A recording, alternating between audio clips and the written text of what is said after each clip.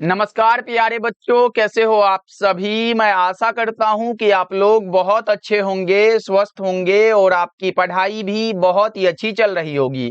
तो बच्चों, आज का ये क्लास आपके लिए बहुत ज़्यादा इम्पोर्टेंट है, क्योंकि आज के क्लास में हम लाए हैं आपके लिए 12th क्लास के केमिस्ट्री का top 35 most important objective question. और बच्चों, ये सभी प्रश्न आपके एग्जाम के दृष्टिकोण से बहुत ज़्यादा इम्पोर्टेंट है। तो आज के क्लास को बिल्कुल ध्यान से देखिएगा और आज के क्लास में दिए जाने वाले सभी प्रश्नों को आप लोग अच्छे से याद भी करते हुए चलिएगा।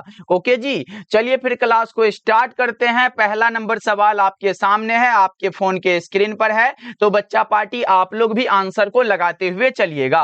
ओके, देखिए पहला नंबर सवाल पूछा जा रहा है, बेरवादार ठोस का उदाहरण है। आपको बताना है निम्नलिखित में कौन सा है जो एमरफस सॉलिड का एग्जाम्पल है। तो बच्चों, आपने पढ़ा है हीरा आए, ग्रेफाइट आए, नमक आए, ये सभी के सभी क्रिस्टलीय ठोस के उदाहरण है। जबकि रबर आए, प्लास्टिक आए, क्वार्ज ग्लास आए, ये सभी के सभी बेरवादार ठोस यानी कि अक्रिस्टलीय ठोस के उदाहरण है।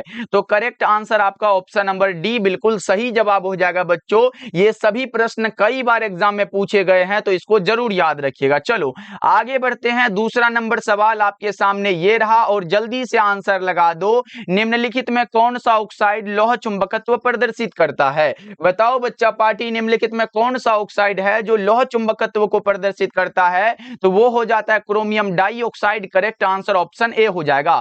बच्चा पार्टी आप लोग आंसर को जरूर लगाते चलो, क्योंकि आंसर लगाने से ही पता चलेगा कि इस 35 ऑब्जेक्टिव में आपका स्कोर क्या रहा। ओके, चलिए आगे बढ़ते हैं। तीसरा नंबर सवाल आपके सामने ये रहा कि क्रिस्टल होते हैं, कितने प्रकार के क्रिस्टल होते हैं। आपको बताना है बच्चों, कई बार आपने पढ़ चुका होगा थ्योरी में कि क्रिस्टल 4 प्रकार के होते हैं। एक होता है आयनिक क्रिस्टल, दूसरा होता है सहसंयोजक क्रिस्टल जिसे नेटवर्क क्रिस्टल भी कहते हैं, और तीसरा होता है कौन सा, आणविक क्रिस्टल, और चौथा होता है धात्विक क्रिस्टल। तो 4 प्रकार के हुए ना बच्चों। ऑप्शन नंबर ए आपका बिल्कुल करेक्ट हो जाएगा।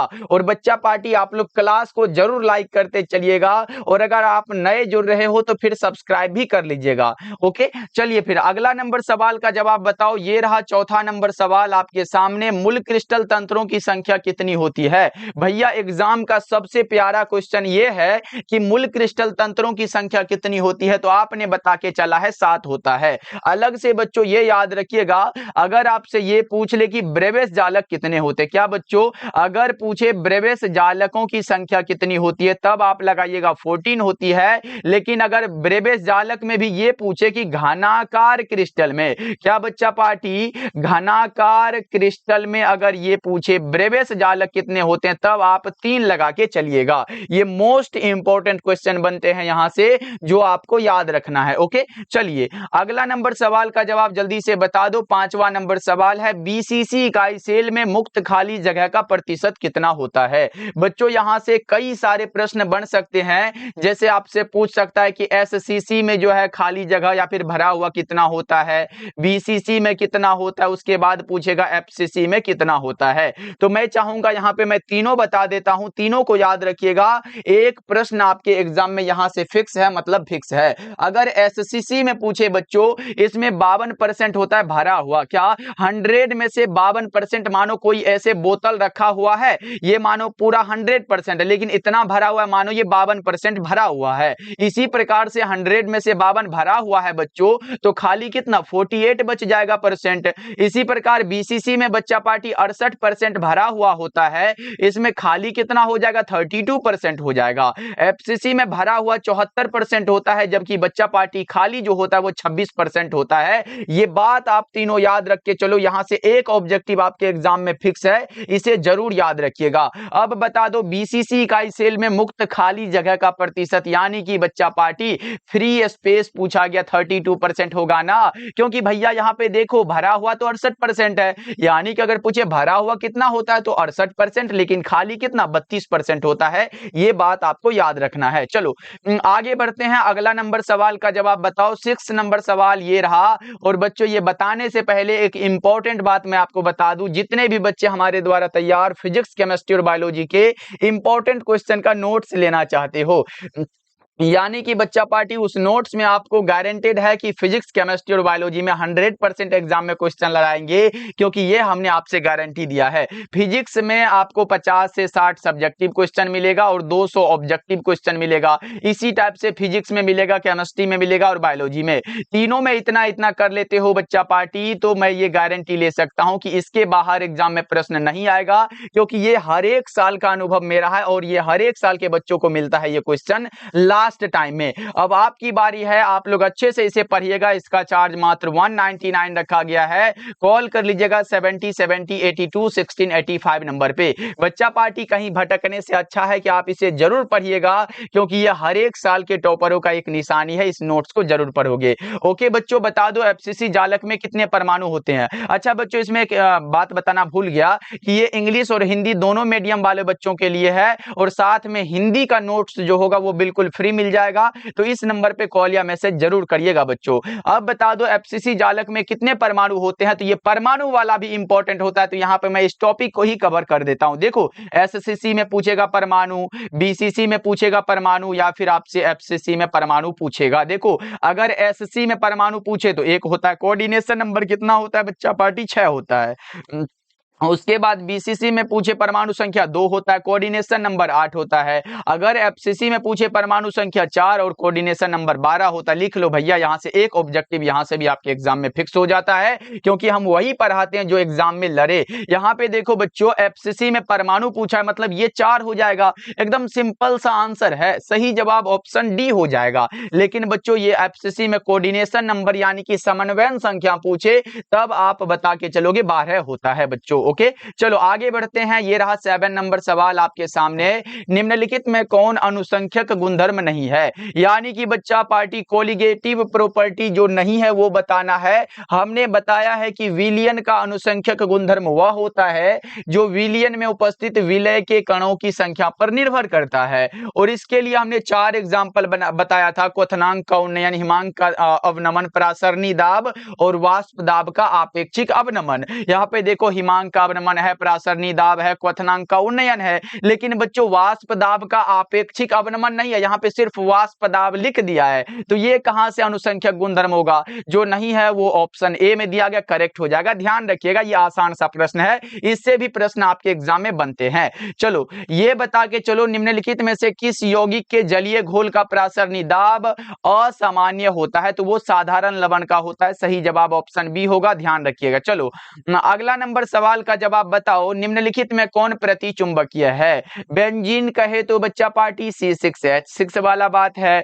ओजोन कहे तो O3 पूछा जा रहा है। जल कहे तो H2O पूछा जा रहा है। ये सभी के सभी तो प्रतिचुंबकीय है। सही जवाब ऑप्शन नंबर डी बिल्कुल करेक्ट हो जाएगा। याद रहे बच्चों, अगर O2 यानी कि ऑक्सीजन आए तो ये अणुचुंबकीय है, लेकिन O3 प्रतिचुंबकीय हो जाता है। चलो अगला नंबर सवाल का जवाब बताओ बच्चा पार्टी। क्या आपने क्लास को लाइक कर दिया है? यस नो जल्दी से बताते हुए चलिएगा।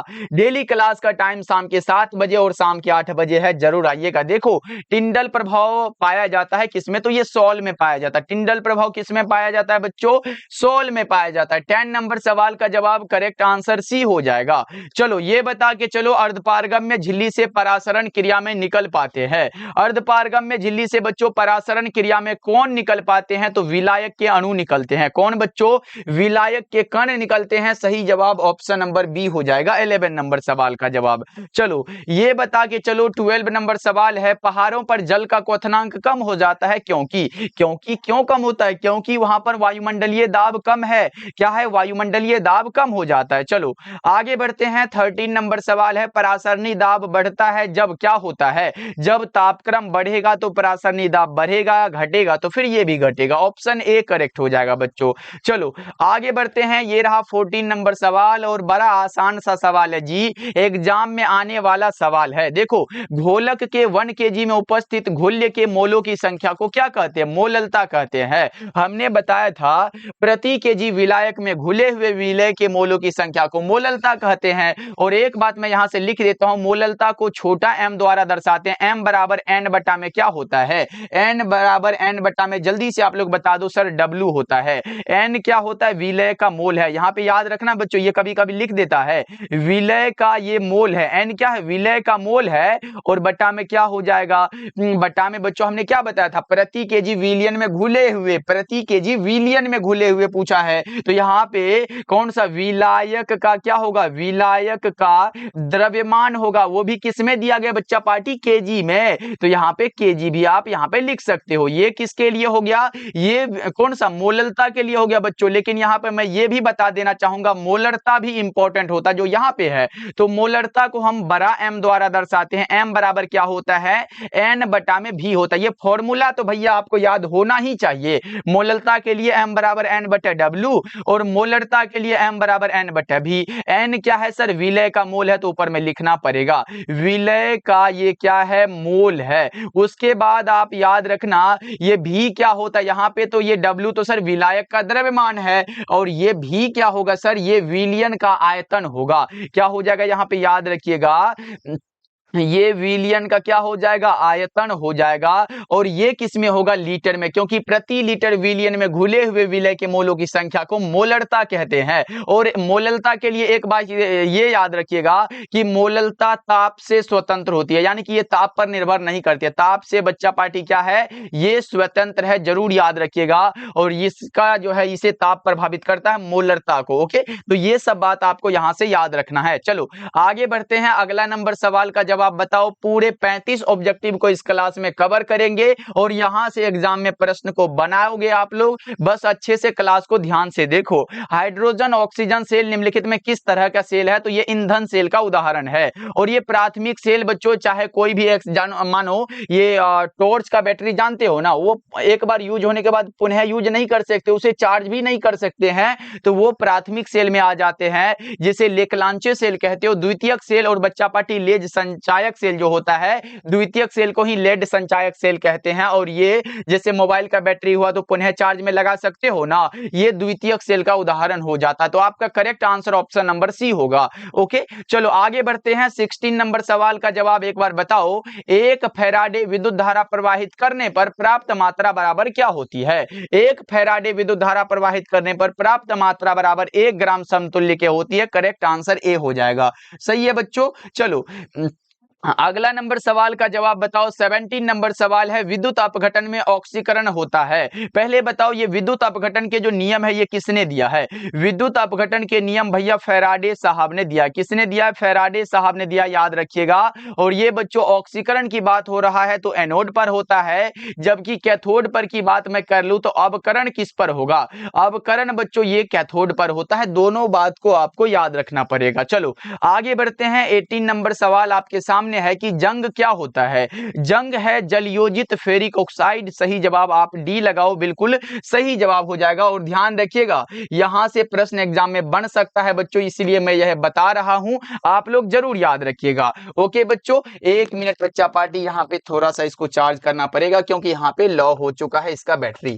चलो अब लगाते हुए चलिएगा आप लोग आंसर, क्योंकि आपके सामने क्वेश्चन भी भरा पड़ा है, आपको आंसर लगाते हुए चलना है। चलो ये बता के चलो, 19 नंबर सवाल है, गैल्वेनिक सेल में एनोड क्या होता है। गैल्वेनिक सेल में बच्चा पार्टी एनोड जो होता है वो ऋणात्मक इलेक्ट्रोड है। करेक्ट आंसर ए बिल्कुल सही हो जाएगा 19 नंबर सवाल का जवाब। चलो 20 नंबर सवाल का जवाब बताओ कि फैराडे का प्रथम नियम कौन सा होता है। फैराडे का प्रथम नियम के लिए आपने पढ़ा होगा एम समानुपाती क्या होता है, सीटी होता है। तो हम एम बराबर क्या लिख सकते हैं, जेड सीटी होता है, या फिर इसे ईसीटी भी लिख सकते हो। तो हमारा ये जेड एक नियतांक होता है। क्या है ये, जेड कांस्टेंट होता है, जिसे आप नियतांक कहते हो।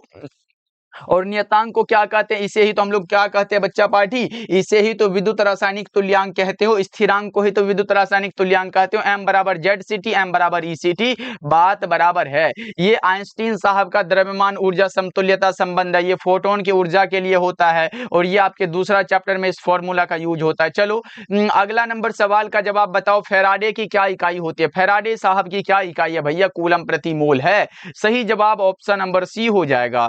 चलो 22 नंबर सवाल है, विद्युत अपघटनी चालकता किसका मापक होता है? विद्युत अपघटनी चालकता विभव का मापक है। सही जवाब ऑप्शन नंबर बी आपका सही हो जाएगा। ध्यान रखिएगा, ये प्रश्न एग्जाम में आया हुआ है। चलो अगला बता के चलो, अधिकांश अभिक्रियाओं के लिए ताप गुणांक का मान निम्नलिखित में किसके बीच में होता है? 2 तथा 3 के बीच होता है। करेक्ट आंसर बी है। और बच्चों ये एग्जाम में 2-3 बार आ चुका है, इस क्वेश्चन को ध्यान रखिएगा, इंपॉर्टेंट है। ओके चलो आगे बढ़ते हैं। अगला नंबर सवाल का जवाब बताओ जल्दी जल्दी से। ये रहा प्रश्न आपके सामने, प्रथम कोटि की अभिक्रिया के लिए अर्धायु होता है।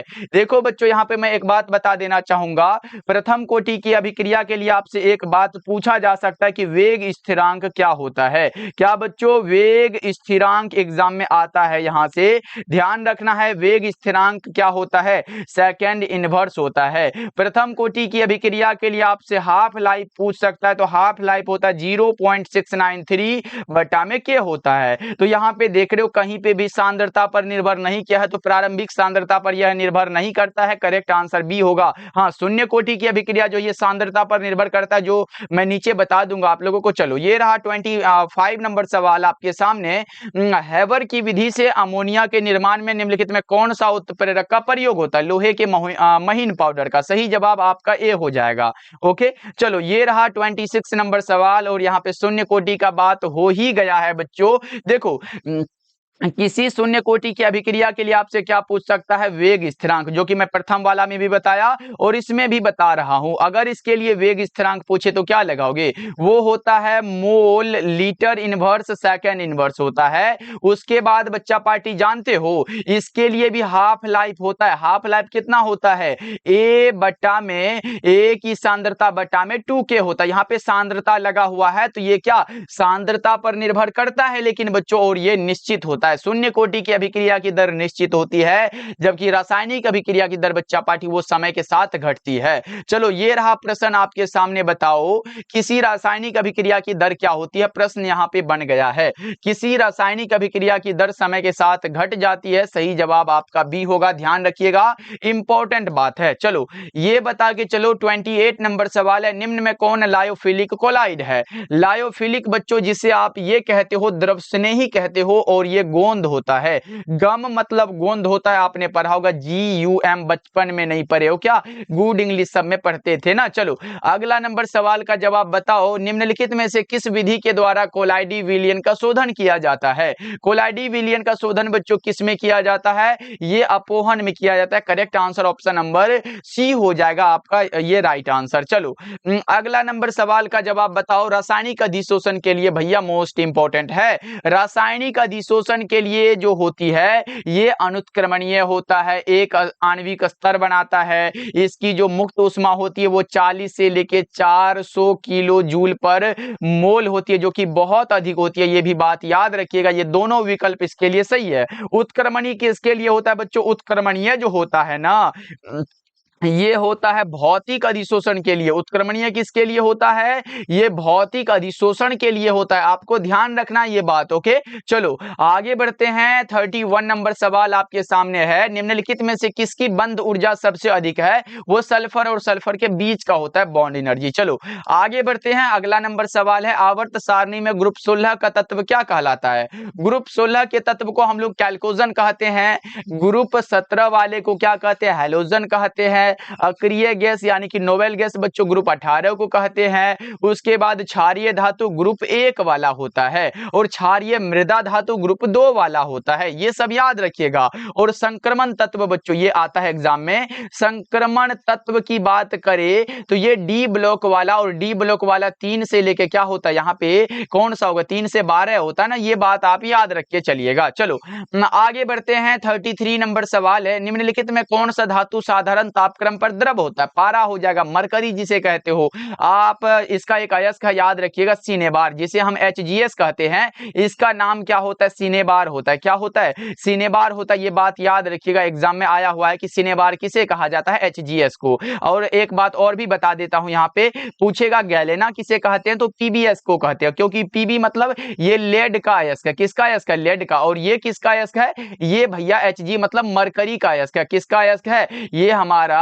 मरकरी का अयस्क होता है, याद रखिएगा आप लोग। चलो आगे बढ़ते हैं। 34 नंबर सवाल है, XeF4 की आकृति कैसी होती है? स्क्वायर प्लेनर यानी कि वर्ग समतलीय होती है। आपसे ये मेरा प्रश्न रहा कि XeF2 की आकृति कैसी होती है, तब आप बता के चलोगे रेखीय होती है। ये दोनों इंपॉर्टेंट है, दोनों के दोनों एग्जाम में पूछ लिया गया है। चलो आगे बढ़ते हैं। 35 नंबर सवाल और इस क्लास का लास्ट सवाल है, हीरे में कार्बन का संकरण sp3 है।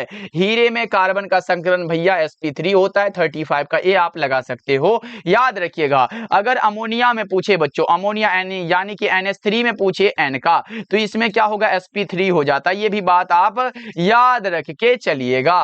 ओके बच्चों, क्लास कैसा लगा सभी बच्चे कमेंट करके बताइएगा। जितने बच्चे अभी तक क्लास को लाइक नहीं किए हो, सभी बच्चे क्लास को लाइक करना, और वो नोट्स के बारे में जो बता दिया भैया उसे पढ़ के जाना, क्योंकि अगर आपने कुछ पढ़ लिया है तो उस नोट्स को एक बार पढ़ के देख लो, ऐसा हमें याद है कि नहीं, क्योंकि एग्जाम में प्रश्न उसी से आने हैं। ये हमारी गारंटी है, बस आप लोग पढ़ने की गारंटी लो तो दोनों हम दोस्त बन जाएंगे। ओके बच्चों, मिलते हैं फिर अगले क्लास में।